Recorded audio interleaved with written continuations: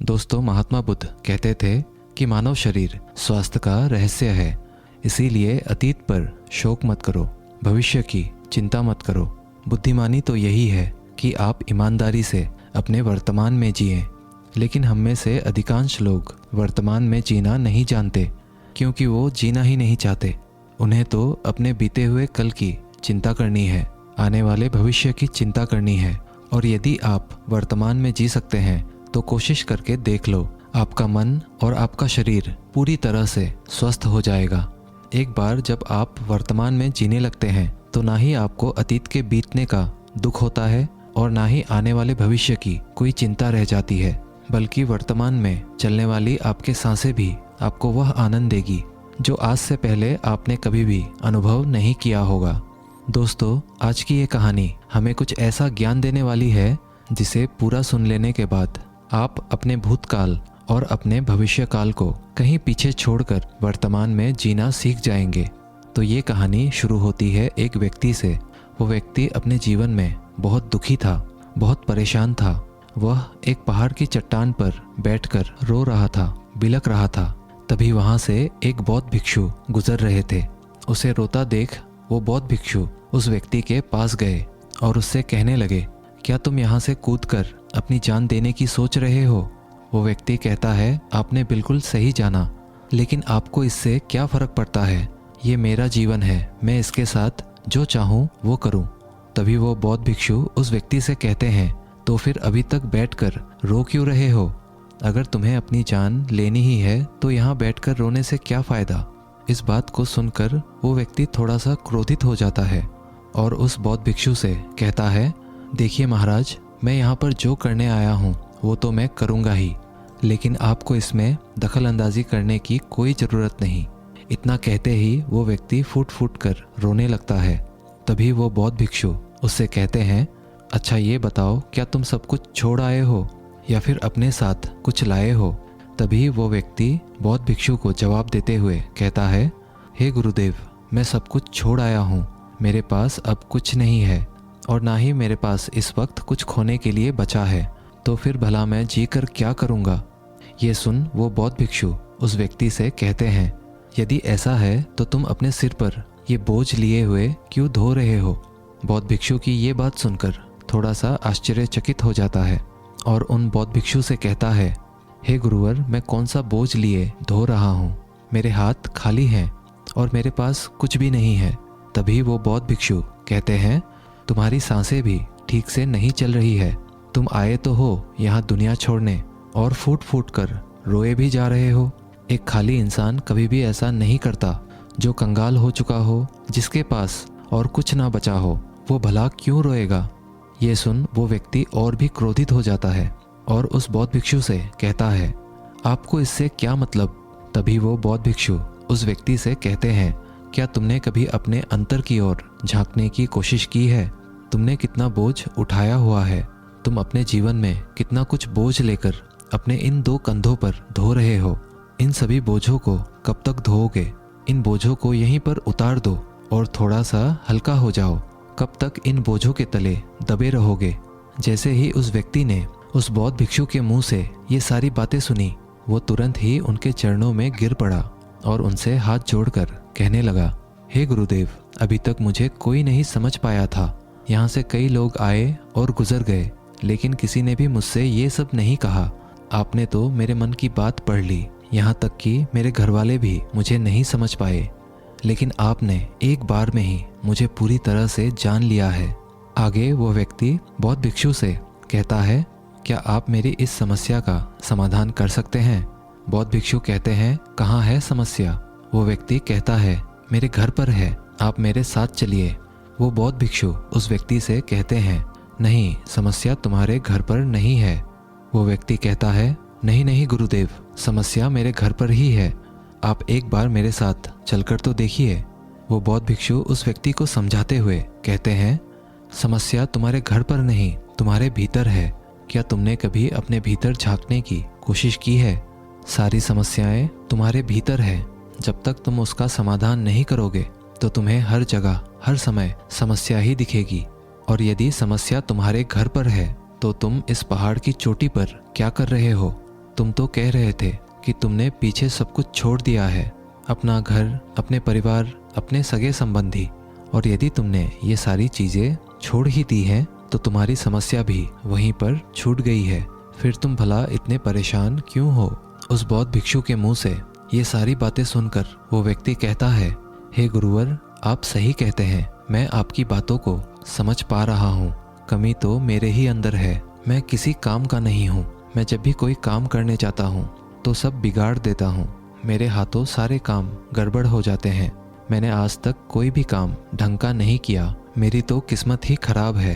उस व्यक्ति के मुख से ये सारी बातें सुनकर बौद्ध भिक्षु मुस्कुराने लगे और उस व्यक्ति से कहा, अच्छा, तुम्हें लगता है कि तुम्हारी किस्मत खराब है, तो मुझे ये बताओ क्या खराबी है तुम्हारे किस्मत में?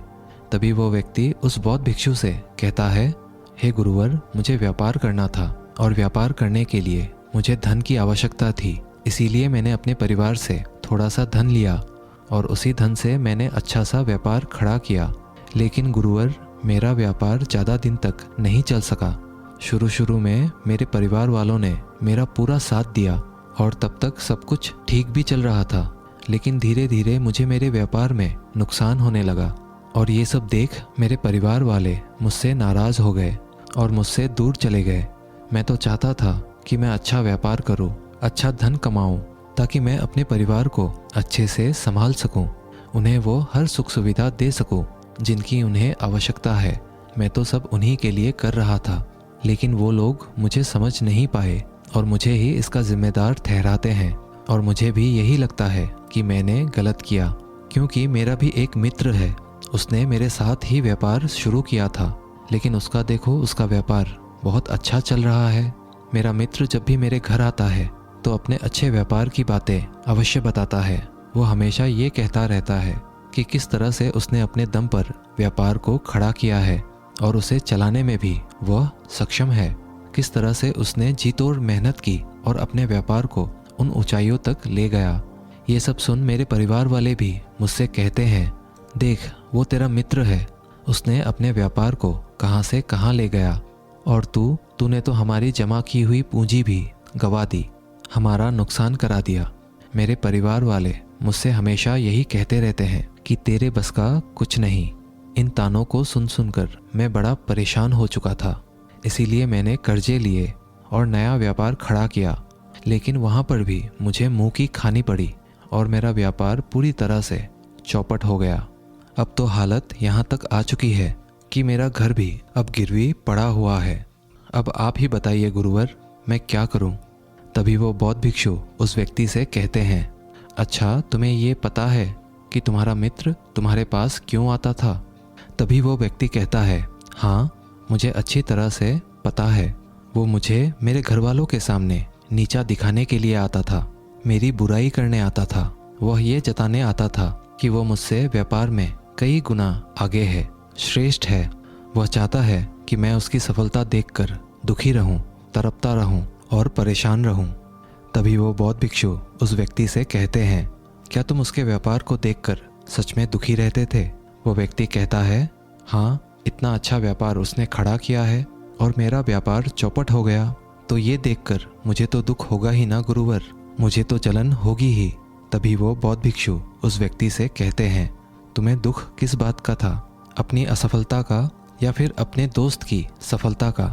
तभी वो व्यक्ति उस बौद्ध भिक्षु से कहता है, अपने असफल होने पर मुझे इतना पछतावा नहीं था, लेकिन मेरा मित्र इतना सफल हो चुका था, उसे देखकर मुझे ईर्ष्या होती थी, मेरे अंदर जलन की भावना उत्पन्न होती थी और मैं ये देख देख कर दुखी रहता था, पछताते रहता था, तड़पता रहता था। तभी वो बौद्ध भिक्षु उस व्यक्ति से कहते हैं, इसका अर्थ तो ये हुआ, अगर तुम्हारा मित्र भी असफल हो जाए तो तुम्हें खुशी होगी। तो वो व्यक्ति कहता है, जी हाँ, मुझे बड़ी खुशी होगी अगर वो असफल हो जाए, उसका व्यापार चौपट हो जाए। ये सुन बौद्ध भिक्षु फिर से एक बार मुस्कुराने लगे और उस व्यक्ति से कहते हैं, इसका अर्थ तो यही हुआ कि तुम्हारी खुशी तुम्हारे मित्र पर निर्भर करती है। यदि वो चाहे तो तुम्हें खुश कर दे और यदि वो चाहे तो तुम्हें दुखी कर दे, क्योंकि तुम खुद से ना तो खुश हो सकते हो ना ही दुखी। तुम तो अपने मित्र के गुलाम बनकर रह चुके हो। और अगर यही बात है तो तुम्हारी समस्या का कोई समाधान नहीं है, क्योंकि तुम्हारी खुशियाँ और तुम्हारी तकलीफ़ें ये सब दूसरों के व्यवहार पर निर्भर करती है। तुम्हारे कर्मों से तुम्हारा तो कुछ हुआ नहीं, ना तो तुम अपने कर्मों से खुश हो सके और ना ही दुखी। इसीलिए तुम्हारी समस्याओं का मैं कोई समाधान नहीं कर सकता। तभी वो व्यक्ति उन बौद्ध भिक्षु से कहता है, हे गुरुवर, ऐसा मत कहिए। मुझे आपसे बात करते करते बहुत आशा आपसे हो गई है, क्योंकि आप ही वो है जिन्होंने मुझे जाना है, मुझे समझा है। हे गुरुवर, मैं आपसे विनती करता हूँ कि मेरे इस समस्या का समाधान मुझे आप बताइए। तभी वो बौद्ध भिक्षु उस व्यक्ति से कहते हैं, जब हम दूसरों से आशा बांध लेते हैं तब हम दूसरों पर पूरी तरह से निर्भर हो जाते हैं। अगर मैं तुम्हें कोई भी रास्ता ना बताऊं, मैं तुम्हें तुम्हारी समस्या का समाधान ना दूं, तो तुम इसी तरह से दुखी रहोगे, रोते रहोगे, बिलखते रहोगे।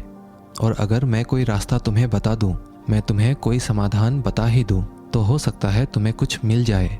लेकिन एक बात हमेशा याद रखना कि जो तुम्हारा मित्र तुम्हारे घर पर आता है, यह तुम्हें बताने के लिए कि किस तरह से उसने अपने व्यापार में वृद्धि की, किस तरह से उसने कड़ी मेहनत की, जो तुम्हें दुखी करने आता है।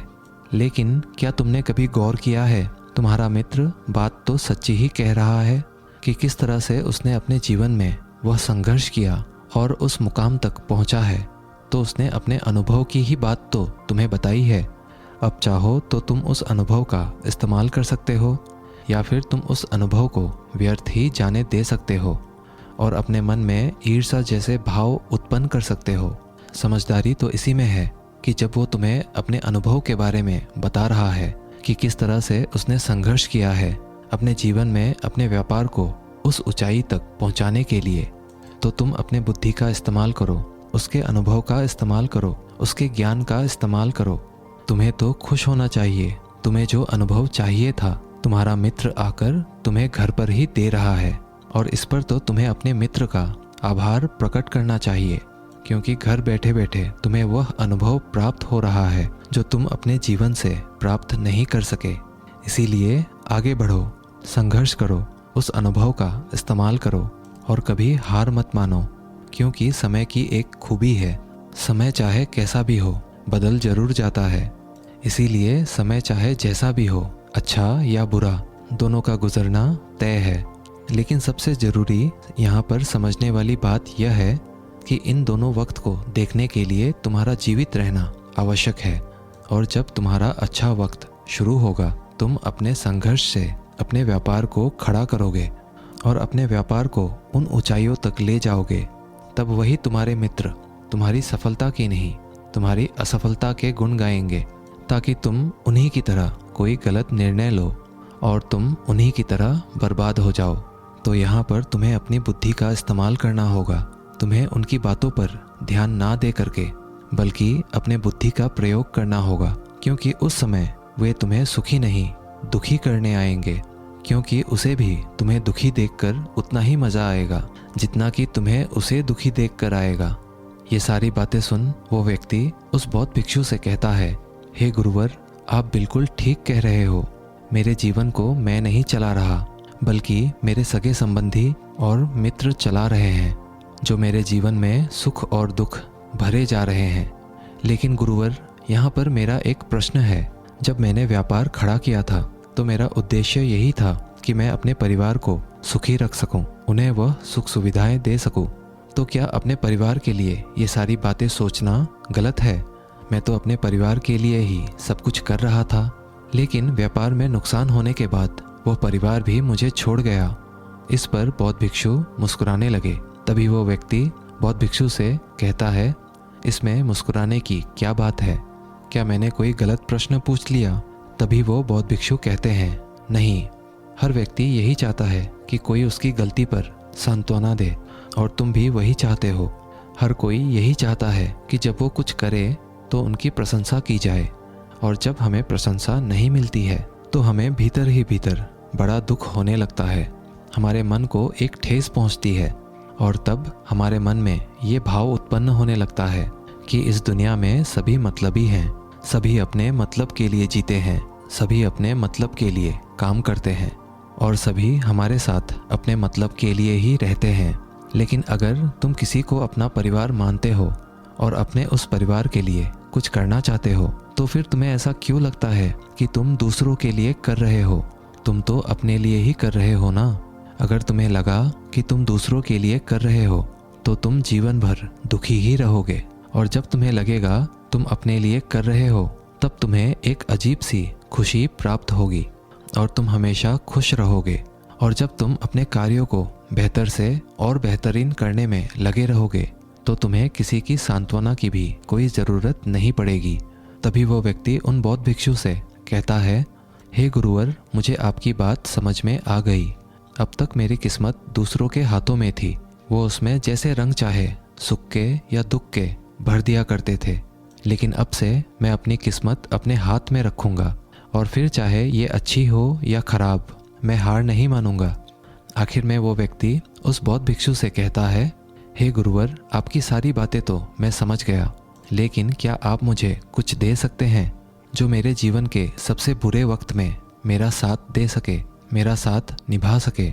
ये सुनकर वो बौद्ध भिक्षु उस व्यक्ति को एक छोटा सा बक्सा देते हैं और कहते हैं कि ये वस्तु मेरे दिल के बहुत करीब है और इसे तुम्हें अपने बहुत करीब ही रखना होगा। इस बक्से में एक ऐसा राज है जो तुम्हें बड़े से बड़े दुखों से बाहर निकाल सकता है, बड़ी से बड़ी विपत्तियों से छुटकारा दिला सकता है। और इसे तुम तब खोलना जब तुम्हें लगे अब कोई राह नहीं बची हुई है, जब तुम्हें ये लगने लगे कि सब कुछ व्यर्थ है, मैंने जो बातें कही है वो भी व्यर्थ है, ये दुनिया भी व्यर्थ है, यहाँ रहना भी व्यर्थ है। इतना कहकर वो बौद्ध भिक्षु उस बक्से को उस व्यक्ति को थमा देते हैं और फिर वहाँ से चले जाते हैं। वो व्यक्ति उस बक्से को लेकर वापस अपने घर आता है और फिर एक नया कारोबार शुरू करता है। अब की बार वो कारोबार में हार नहीं मानता है और उसका कारोबार बहुत अच्छा चल पड़ता है। उसका कारोबार चलने के कारण उसका परिवार भी अब उसके साथ आ चुका था। उसके पास जीवन की हर सुख सुविधाएं भी आ गई थी। अब वो ना तो भूतकाल का रोना रोता था और ना ही भविष्य काल की चिंता करता था। वो तो केवल अपने वर्तमान को और ज़्यादा बेहतर बनाने की कोशिश में लगा रहता था। लेकिन समय हमेशा बदलता रहता है। जिस तरह से बुरा समय हमेशा नहीं रहता, ठीक उसी प्रकार अच्छा समय भी हमेशा नहीं रहता। उस व्यक्ति के जीवन में एक बार फिर से अच्छा समय समाप्त हो चुका था। वो जिस राज्य में रहता था उस राज्य पर पड़ोसी राज्य ने चढ़ाई कर दी थी और पूरा राज्य तबाह कर दिया था। उसका व्यापार भी पूरी तरह से तबाह हो चुका था। वह अपने परिवार के साथ दर दर की ठोकरें खाने लगा। उसे यहाँ से वहाँ भागना पड़ा, यहाँ तक कि उसके पास खाने पीने के लिए भी पैसे नहीं बचे थे। उसके बच्चे भी अब बीमार पड़ चुके थे, उनके इलाज के लिए भी उसके पास पैसे नहीं थे।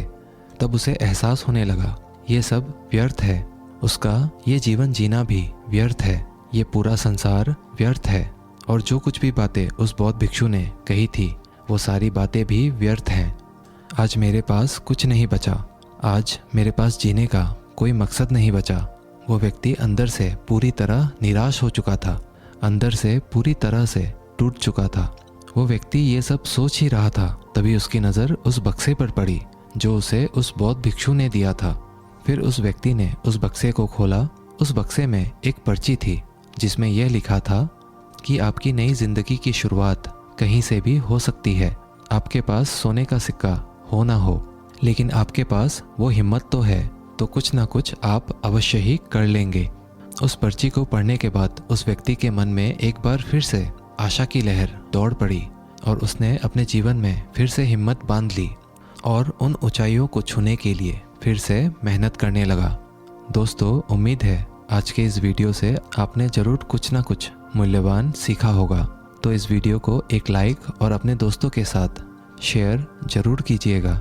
मिलते हैं अगले वीडियो में, तब तक के लिए धन्यवाद।